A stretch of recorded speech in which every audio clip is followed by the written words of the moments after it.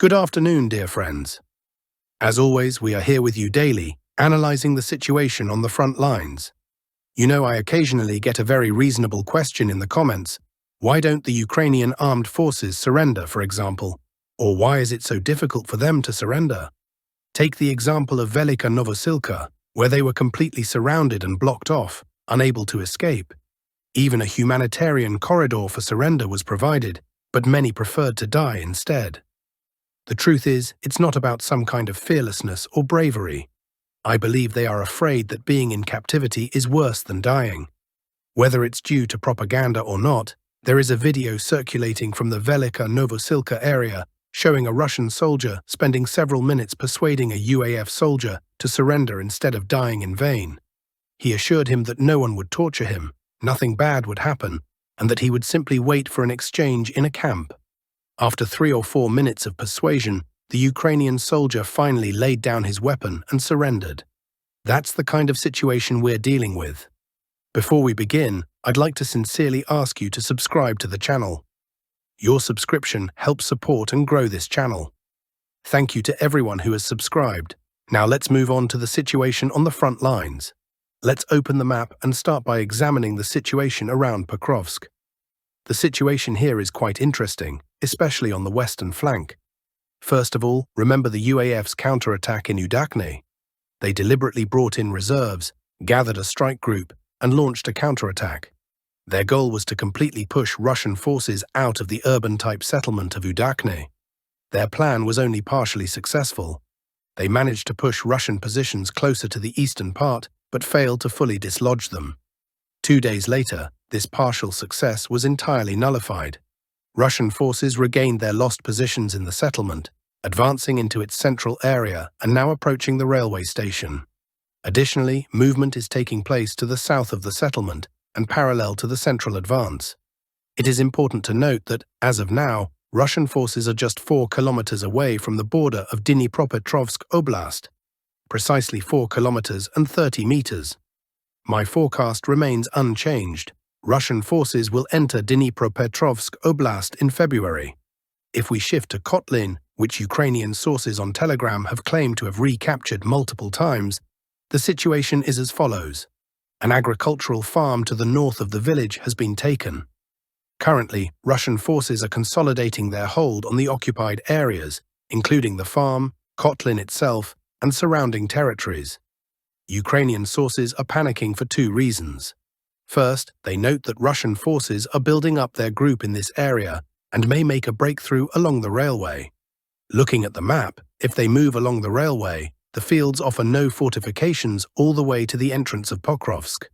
Thus, it's entirely possible that General Mordvichev will employ a strategy similar to Avdiivka, advancing along the railway. The second reason for the panic is that FPV drones have already reached the village of Serhiivka, meaning the entire road is under the control of attack drones. Even without physically cutting off the Dnipropetrovsk route, it has become dangerous for the UAF to use it. Moving on, let's first discuss the situation in Kharkiv Oblast before we return to Velyka Novosilka. In Kharkiv Oblast, the UAF has experienced a collapse. Not everywhere and not across the entire oblast, but on one very important sector.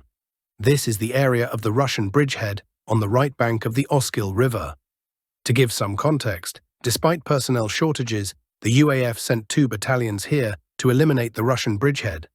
However, these forces proved insufficient not only to eliminate the bridgehead, but even to stabilize the situation. Here's what's happening. First, despite any denials, the village of Zapatne is fully under Russian control. Moreover, there has been further advancement from Zapatne by 1.5 kilometers along the northern flank. Progress is being made in 2 directions, toward Doroshevka in the west and Kutkovka in the north. The northern advance is particularly significant because, as you can see, only about 2.5 kilometers separate Russian positions from the village. If this distance is overcome, the entire area between Dvorichna and Kutkovka, approximately 15 square kilometers, will fall under Russian control. This is not just about territory or area.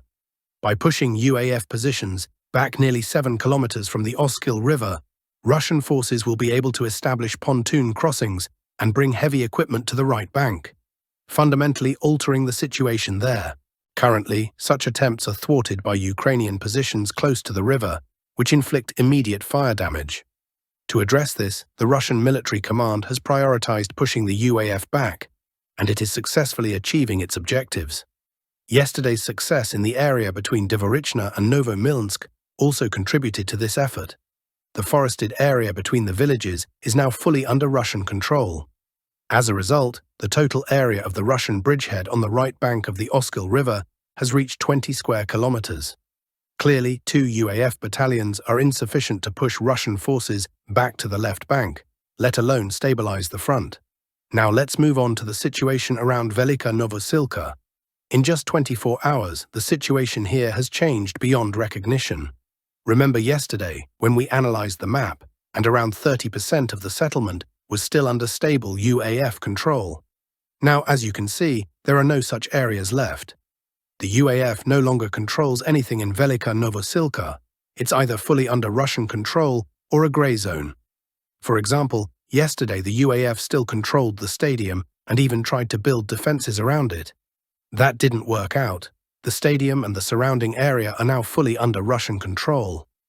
Similarly, in other parts of the settlement, UAF troops are hiding in basements and trying to put up some resistance. However, considering that resupplying weapons is impossible, evacuating the wounded is impossible, and retreat is also impossible, they won't be able to resist for long. This is evident from the maps, which show how quickly they are losing control over territory. Velyka Novosilka is not a small settlement. It's large enough that some Western media even refer to it as a city, and understandably so. For example, Velyka Novosilka is 2.5 times larger than the city of Sudzha in the Kursk region. Moreover, there are already 2 locations where Russian forces have raised their flags. Everything suggests that, in the very near future, the entire settlement will come under Russian control. Moving to the Kursk direction, the situation. After Russian armed forces advanced to the outskirts of Sverdlivka, it was expected that the flanks in this sector would also give way. RAF units cleared UAF positions in forested areas southeast of the recently liberated settlement of Nikolaevo Daryino and south of Leonidovo. This demonstrates the firm determination of RAF command to secure the Lochnia-Mala-Lochnia river line, establishing it as a staging ground for further attacks towards Sudzha. There are also reports of tactical successes by RAF units north of Cherkasko-Porechnoye, suggesting preparations for an assault on that village. Additionally, there are minor successes south of Sudzha. Despite this rather optimistic news, intelligence reports indicate that the UAF has not abandoned plans for a swift strike in the border region. Based on available information, this could occur in the Glushkovo-Koronevo area or western Belgorod Oblast. I hope the RAF command in this sector recognizes the threat and is preparing to counter it if necessary. Myrnograd direction as of January 25th. The situation. Here, RAF units continue to advance toward Tarasivka. No significant progress was made yesterday, largely because the UAF, understanding the importance of this area and sensing the threat posed by a breakthrough, is urgently deploying reinforcements through internal regrouping. Over the past 2 days, units from the 425th Storm Regiment Skala were identified in this area, attempting counterattacks. Previously, this regiment operated exclusively southwest of Pcrk. The critical situation east of the Pokrovsk-Myrnograd agglomeration has likely forced UAF command to redeploy part of the regiment to the east. This likely explains the recent successes of RAF units southwest of Pokrovsk. It also highlights the UAF's limited reserves in this area, suggesting that their defensive line could break at any moment. Novopavlivka direction as of January 25th. Fighting in Dakhna. RAF units are gradually entering the village. This is not a storming operation, but rather a cleanup of the area, where UAF forces were previously suppressed by drones and artillery. By direct orders from Zelensky, UAF units are effectively nailed to their positions, where soldiers ultimately die. Progress here is slow but inevitable. Similarly, the UAF's defensive line south of the village was previously taken, with the UAF suffering significant losses, including during their retreat. The RAF is not rushing, which explains the steady progress. Where the fighting is intense, however, is north of the Vovcha River. RAF units are trying to enter and secure positions in Andriivka. This is understandable. Control over Andriivka would be another major setback for UAF forces in the Vovcha Valley, hence the fierce battles for it. The interfluve of the Soliana and Vovcha rivers, as of January 25th, Novo Andriivka is under RAF control. RAF units aiming to support offensive operations against UAF groups in Novopavlivka, southern sector, and Pokrovsk, northern sector, are continuing to push through UAF defenses in the interfluve of the Soliana and Vovcha rivers. Tactical successes have been achieved in both sectors.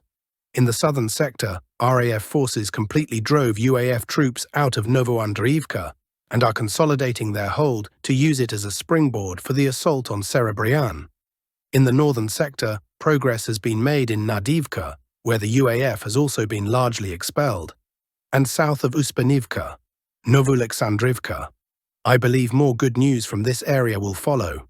That's all the updates for now. Subscribe to the channel to stay informed about the latest developments from the front lines.